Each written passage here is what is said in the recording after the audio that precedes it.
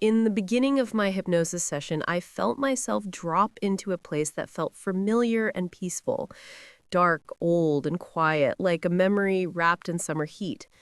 Then I saw a city, medieval, by the sea, warm and small, like a Mediterranean town in the 1970s or 1980s. I was standing on a street, middle-aged, female, and I looked like I did before I got hurt. I remember thinking, I know where I'm going, even though I was searching for someone. Suddenly, I knew his name, John. I was waiting to meet him, and I could feel a gentle excitement under everything. As the session unfolded, I watched the moment I met him. When I saw him, he took my hand, and everything shifted. He didn't feel like a regular man. He felt different, kind, and safe, almost angelic. He helped me. He took over my life in the way that meant I didn't have to suffer anymore. He showed me a way not to be controlled by others' wishes, not to be led astray. He promised, without saying too many words, that there was a better life waiting. Then, suddenly, we were flying. We didn't ride a plane, we moved through the sky as if the sky itself held us up. Colors poured around me, purple, rainbows, bright light. I felt no fear because I was with him. As we flew, I realized we were heading toward a place called Luce, spelled Luce, a place of stars and light that didn't fit my idea of a planet. It was more like a bright region in space, simple and not crowded, with very little structure and a peaceful feel. John seemed to know this place well. I didn't at first, but something in me recognized it. He said I had been there before, but I hadn't been paying attention.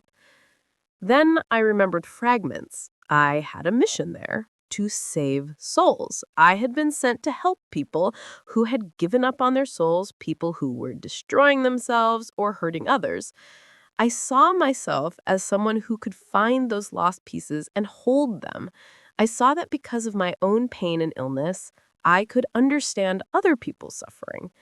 It was painful to see, but it made me kinder. The illness I carried, I realized, carried meaning. It made me strong. It gave me a reason to show compassion. That understanding shifted something inside me. The bitterness and the shame softened a little. Later, I went back to the medieval town and remembered someone who called me, a relative named Amelia, telling me I was bad. That cut deep in the session because it showed how even though I had a purpose, I had been pulled back and sentenced to suffering on earth. I was told I had gone the wrong way, I had left loose to help people here, and then got stuck.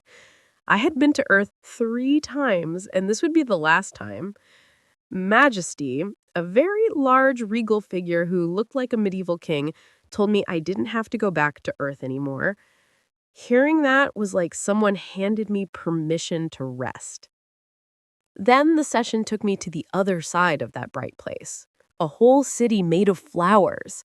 I was surrounded by houses made of flowers in every color, paths laid with colored stones, and people who did not look exactly like us, but who were kind and waiting for me. A woman named Lee was there, and she recognized me. I felt like I belonged in a way I hadn't felt in my life. The flower houses and gentle people made everything easier to breathe. John was there, and Majesty was there, and I realized this was home in a way, a place where I didn't have to suffer or hide my gifts. Then a dark memory surfaced. I saw Leon, a violent person who had once choked and nearly killed me. I remembered being in a horrible place afterward, a hell where people were stabbing me. I begged to come back to Earth because it was better than that. I understood how I had chosen or been chosen to come back, to continue helping people even though it cost me. I cried because I remembered how much I had given and how tired I was of giving. The session moved into something tender and warm. I was taken to a magical healing place designed just for me. I felt the healing energies come forward and work on my body. First, I felt the pain releasing from my bones, like something coming out of my marrow. Then I was floating on a little carpet held up by clouds and blue sky, and a white bird, a healing bird, came to help me fly. The sensation was strong. My leg pain loosened, I could move my arms, and the problem at the back of my head, the slipped disc trouble from my injury, started to ease. I felt numbed in the right way, like a careful, loving surgery without needles. Water was placed on the places that hurt, and they cooled, softened, and were repaired. It was as if the universe had a small, precise toolkit for each wound, and they used it with skill and gentleness. While this healing was happening, my Jesty and John were present, watching and guiding. My Jesty told me that I had done exactly what I was meant to do. He said I had been designed for this, not in a cruel way, but with purpose. He reminded me that I had been asked to help people and that sometimes I got lost because people needed me and kept calling me back. I found out I had about 10 gifts: healing, knowledge, wisdom, fortitude, strength, endurance, and more. I could see people's hurts and know how to guide them. That was the gift that made the pain meaningful. At the session's emotional high point, I confronted the energies that had made my body keep hurting. I asked them why they stayed. They answered that the illness had made me strong and kind. It had held a purpose. Hearing that my suffering had been useful, not pointless, shifted something deep inside me. I had the right to be proud, my Justy said. I had the right to praise myself for what I'd done. For once, I allowed myself to feel pride. I let the tears come, and a release followed. That release was a doorway for straight to the healing place, and there I could see myself standing on a red carpet back before my Justy, and I felt accepted. Also during hypnosis, I was taken back to a strange experience I'd had around 2001.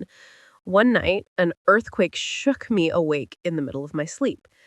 After things settled, I lay back down. But that's when I felt something unusual. 4 beings entered my room. In hypnosis, I could finally see it clearly. They weren't human. They were extraterrestrials. I realized their ship landing was what caused the earthquake that night.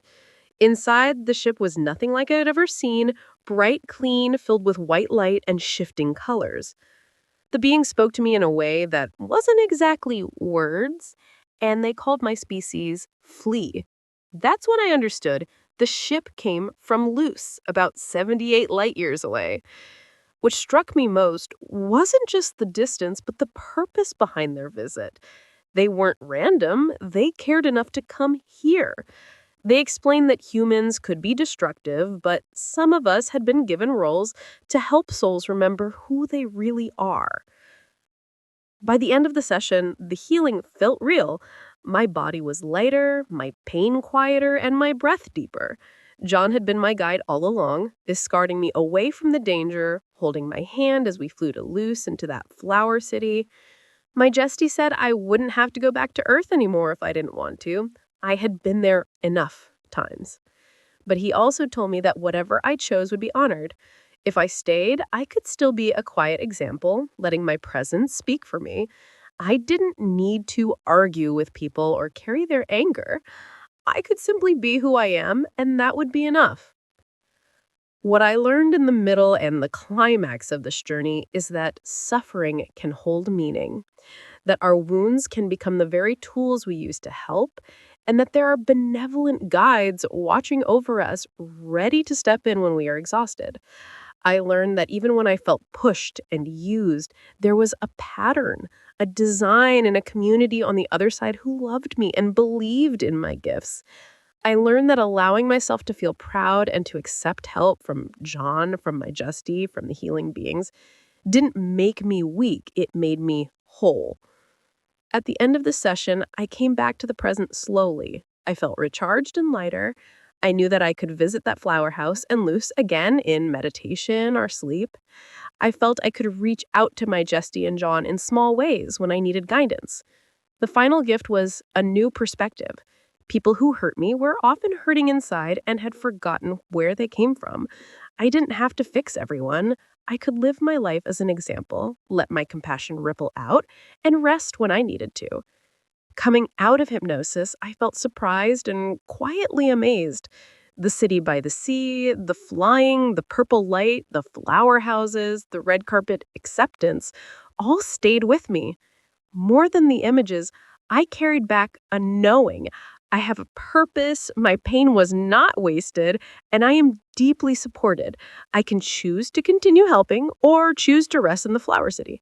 Either way, I'm allowed to be proud and to live more gently with myself. That's the story I carried home from that session. A map of where I came from and where I could return, a companion named John who guides me, a majestic presence who sees my work, and a healing place in the universe that will always be ready to mend what needs mending.